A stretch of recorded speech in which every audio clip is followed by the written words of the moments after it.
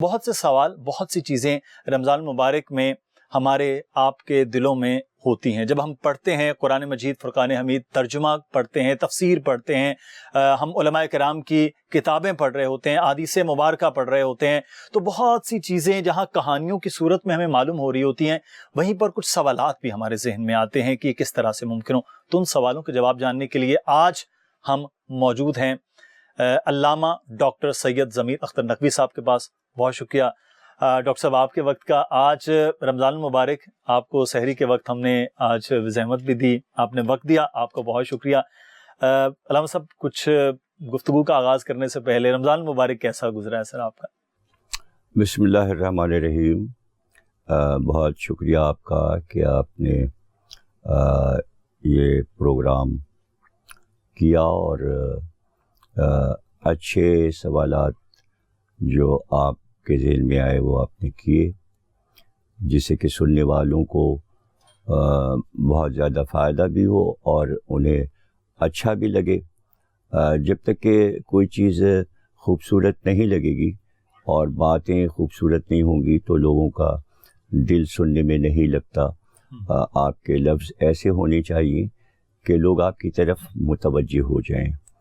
تو رمضان جو ہے وہ بہت ہی مبارک مہینہ ہے، اور اسی لیے آتا ہے یہ مہینہ کہ آپ کو صرف یہ کہ ایک روزے کی وجہ سے اتنے ثواب ملنے لگتے ہیں کہ ان کی کوئی انتہا نہیں ہے. یعنی پورے مہینے میں انسان ثواب لوٹ سکتا ہے، ایسا مہینہ ہے. اس لیے کہ اللہ نے اسے اپنا مہینہ کہا ہے. آپ نے بڑا اچھا لفظ بولا کہ لوٹ سکتا ہے، یعنی کہ جتنا جس کا دل چاہے، جتنا دل چاہے.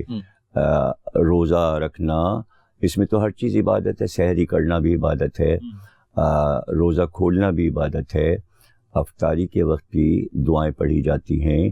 پھر پورا دن جو روزے میں آپ کا گزر رہا ہے، روزے دار کا ایک ایک لمحہ ثواب میں گزر رہا ہے. اور اللہ کہتے ہیں ہم اس بندے کو پسند کرتے ہیں کہ جو یہ محنت کر رہا ہے اور اس میں جو بھی وہ عمل کر رہا ہے وہ نیک کام نیکی میں لکھے جا رہے ہیں. یعنی دنیاوی عمل میں بھی وہ اگر اپنے اہل و عیال کے لیے خریداری کر رہا ہے تو وہ بھی ثواب میں جا رہا ہے، عذاب میں نہیں جا رہا ہے. تو اللہ خوش بھی ہو رہا ہے اپنے بندے سے. پھر دعائیں پڑھی جاتی ہیں، پھر تلاوت کی جاتی ہے. پورے مہینے میں قرآن روزہ دار زیادہ سے زیادہ پڑھتا ہے، ایک اور ثواب ہوا. پھر اس کے بعد وہ ایسے نادار لوگوں کا روزہ کھلوانے کا انتظام بھی کرتا ہے. ایک طرف نادار لوگ ہیں کہ جن کا روزہ وہ کھلواتا ہے کہ جن کے پاس وافر مقدار میں ایسی غذائیں نہیں ہیں کہ وہ اعلیٰ سے اعلیٰ افطاری یا سحری کر سکیں. تو ہر ایک کی کوشش کرتا ہے کہ زیادہ مہمان ہماری طرف آئیں اور ہم زیادہ لوگوں کا روزہ کھلوا سکیں. عبادات سے لے کر تو طعام تک تمام تر چیزیں علامہ صاحب ایسی ہیں کہ جس سے ثواب ہی ثواب حاصل ہو رہا ہے. کھانے پینے کا سونا، روزہ دار جو سو رہا ہے اس کی نیند بھی عبادت میں شمار ہوگی. یہ بھی حدیث ہے. مطلب یہ اتنی چیزیں ہیں اور اس مہینے کے اندر اس طرح کی نیکیوں کی چیزیں. علامہ صاحب، میں کچھ سوالات تھے کہ جو آپ سے جاننا چاہیں گے. یہ ہم جب بات کرتے ہیں کہ تزکیہ نفس کے حوالے سے مجھے سورہ بقرہ کی آیات یاد آ جاتی ہیں. آیت مبارکہ 129 جو حضرت ابراہیم علیہ السلام کی دعا ہے، جس میں انہوں نے کہا کہ اللہ انہی میں سے ایک نبی مبعوث کر جو ان کو کتاب حکمت کی بات کرے، تلاوت الہی جو ہے وہ بتائے اور ان کا نفس کا تزکیہ کرے. اب یہ جو تزکیہ نفس ہے، پھر اس کی دعا قبول بھی سورہ بقرہ میں آگے چل کے ہوتی ہے. تو ہم نے انہی میں سے ایک رسول بھیجا جو کتاب حکمت کی بات بتاتا ہے، جو اللہ کی آیات سناتا ہے اور جو تزکیہ نفس کرتا ہے. اب یزککم لفظ بھی استعمال قرآن مجید میں ہوا، جس کو آپ جیسے علماء کرام کہتے ہیں کہ تزکیہ کریں. یہ بنیادی طور پر تزکیہ کیا ہے اور رمضان کا اس کے ساتھ کیا تعلق ہے؟ تزکیہ نفس یعنی سورہ بقرہ کی اس آیت میں آیت 151 جو ہے 50 اور 51، تو اس آیت میں بہت ہی یہ کلام پاک کی خوبصورت ترین آیت ہے، جس میں پورا سرکار دو عالم کا مبعوث ہونے کا مقصد بیان کر دیا گیا کھل کے. یوں تو مختلف جگہوں پر قرآن میں یہ بتایا ہے, اللہ نے جتایا کہ ہم نے نبی کو تمہاری طرف کیوں بھیجا, اور مختلف موضوع, لیکن یہ بنیادی آیت ہے.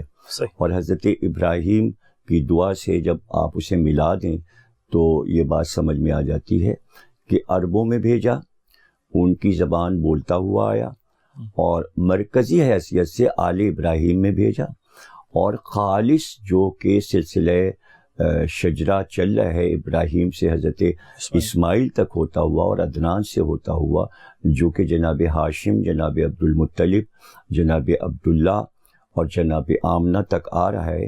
چونکہ شجرے سب کے آپس میں مل رہے ہیں, سب آپس میں کزنس ہیں, تو وہ سرکار کا دادھیال ہو یا ننیال ہو, تو اس طرح سے وہ ایک نورانی ماحول میں ہم نے تمہیں میں سے, یعنی آل ابراہیم کو بھی مخاطب کیا جا رہا ہے, اور اہل عرب, اہل مکہ کو بھی, کہ یہ کوئی باہر سے لا کے ہم نے تم پر نہیں مسلط کیا ہے کہ وہ یونان سے آ گیا, ایران سے آ گیا, نہ, خالص عرب ہے, مکی ہے, ہاشمی ہے. تم جانتے ہو, پہچانتے ہو اس کے خاندان کو, ایسا نہیں کہ یہ تمہارا غیر ہے, تم اس کو دیکھ چکے ہو, تم اس کے عادات و اطوار کو دیکھ چکے ہو. یہ پہلے جتا دیا گیا کہ وحشت نہیں ہونی چاہیے. جب وہ اعلان کر رہا ہے اور تم نبوت اپنی سمجھا رہے, تمہیں وحشت مت کرو, بھاگو نہیں, تمہیں میں سے ہے, تمہاری زبان بول رہا ہے.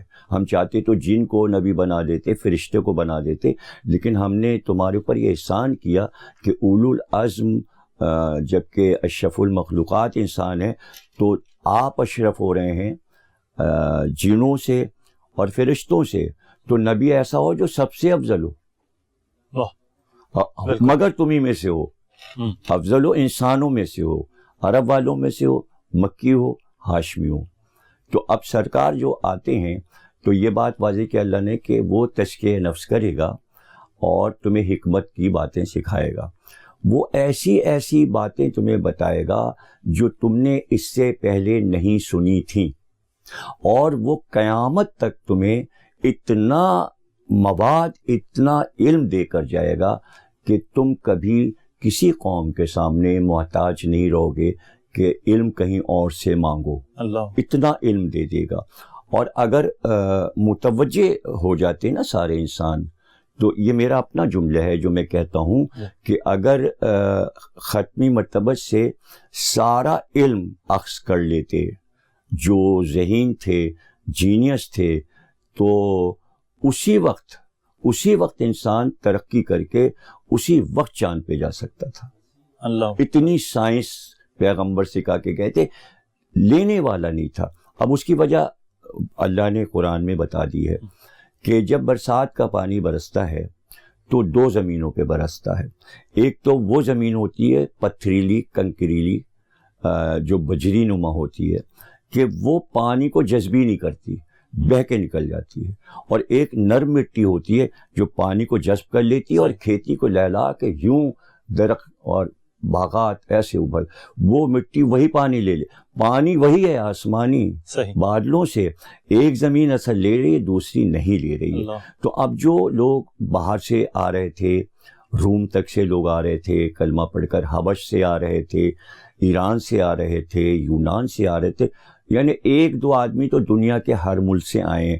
جہاں تک دنیا آباد ہو چکی تھی سرکار کے دور میں, ایک انگریز مفسر ہے قرآن کا, وہ جرمن ہے, جرمنی کا رہنے والا ہے. اس نے ایک بہترین تفسیر, جرمنیوں کو, وہاں کے اسکالرز کو قرآن سے اتنی دلچسپی ہے کہ وہاں کے میوزیم میں چاروں کتابیں برابر سے رکھی ہوئی ہیں. ایک طرف زبور ہے, ایک طرف انجیل ہے, توریت ہے, اور بیچ میں اونچا کر کے قرآن کو رکھا ہے. اور جتنے بھی دانشور یورپ کے گزرے انہوں نے قرآن پر اتنا لکھا ہے. روسی رائٹرز, فرانس کے رائٹرز, سب نے قرآن پہ دل بھر کے لکھا ہے اور تعریف کی. تو اب سرکار وہ علوم بتا رہے ہیں. اب اس میں دیکھیے تزکیہ نفس یہ ہے کہ زندگی گزارنے کا طریقہ تو آپ کو آتا ہے, وہ آپ گزار رہے ہیں, یعنی مکے والے گزار رہے ہیں, عرب والے گزار رہے ہیں کہ ہمیں سو کے اٹھنا ہے, سونا ہے, کپڑے پہننا ہے, کھانا کھانا، یہ سب آتا ہے آپ کو، لیکن آپ اندر سے اپنے نفس اور اپنی روح کو سدھارنے کا طریقہ نہیں رکھتے. اس لیے نبی کی ضرورت ہے کہ وہ اندر سے روحانی طاقت کے طور پر آپ کے نفس کو پاک کرے، سوچ و فکر کو پاک کرے، آپ کی روح کو طاہر کرے. جب اندر کی بنیاد بالکل پاکیزہ ہوگی تو جسم بھی پاکیزہ ہو جائے گا. یہ ہے تزکیہ نفس. اب روزہ جو ہے اسے خاص طور سے کہتے ہیں کہ روزہ تزکیہ نفس کے لیے، اس لیے کہ آپ جتنی دیر روزہ رکھ رہے ہیں آپ کی روح، آپ کا نفس پاک ہے. آپ جو بھی سوچیں گے وہ پاکیزہ فکر ہوگی. کبھی برائی کی طرف، چونکہ آپ کا عبادت کا وقت جو ہے وہ رات اور دن ہے. رمضان میں پورا دن روزے میں اور رات کو سحری آ جاتی ہے. کوئی لمحہ ایسا دنیاوی کاموں کا رہتا ہی نہیں ہے کہ آپ کسی طرف متوجہ ہو جائیں. پر نور سحر اور ذکر خدا، نبیوں کی مدح سرائی. پیغام سنا اے باد صبا، پرکیف صاحب آئی. پوشیدہ ہے ایمان کی راہ اللہ کی کتاب مقدس میں.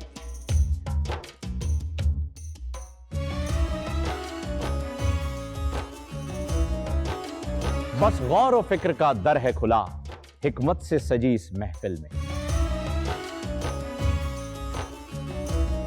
ہے لب پہ دعا زدنی علما، روشن ہی رہے یہ سارا جہاں. رم جھم رحمت کی گھٹا، ہر ایک نے ہدایت پائی.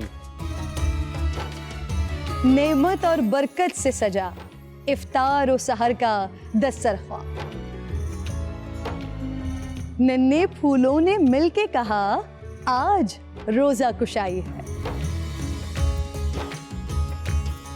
رمضان المبارک کی خصوصی نشریات رمضان میں بول.